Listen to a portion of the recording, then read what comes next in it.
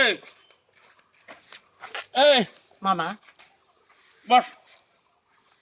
আচ্ছা কেমনে মামাকে খাওয়া দিয়েছি? খাওয়া তো ভালোই খাচ্ছিস, কিন্তু আমি তো খাওয়ারই পারি রে রে।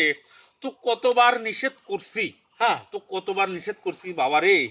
তোর পায়ের গন্ধ হয়, আমার তুই এই গন্ধ মুজা পরে দাওয়াত খাবার দাস না, তারপরেও তুই ওটাই করিস বারবার। দেখো স্যান্ডেল পায়ে যাচ্ছে কি চলবে গন্ধ মুজো? তাহলে গন্ধটা কোথেকে আসলো? আমি কেমনে কমু? তুক নিয়ে তখন ভ্যানত আসি, ভ্যানত বসার সময় দেখি যে গন্ধটা আসলো।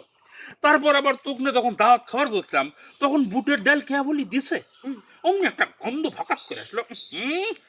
তা মনে করলাম যে দেখি তুই জুতা পরছো বোধ হয়। পরে যখন একটু গোস্ত দিল তখনও দেখি গন্ধ।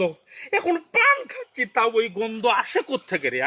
গন্ধ আসে কোত্থেকে? আমি কেমনে কমু? তোকে নিষেধ করতে আমি যে তুই এই মোজা নিয়ে বার হবো না, তোর মোজা কিন্তু গন্ধ।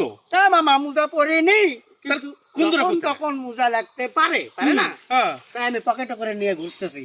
ও তাই তো কই বদমাইশ, গন্ধ কোত্থেকে আসে? তেমন গন্ধ নাই। তুই গাধাই থাকলো, তুই কোনোদিনও মানুষ হবো না, গাধা কথা। মামা গন্ধ তেমন একটা নাই।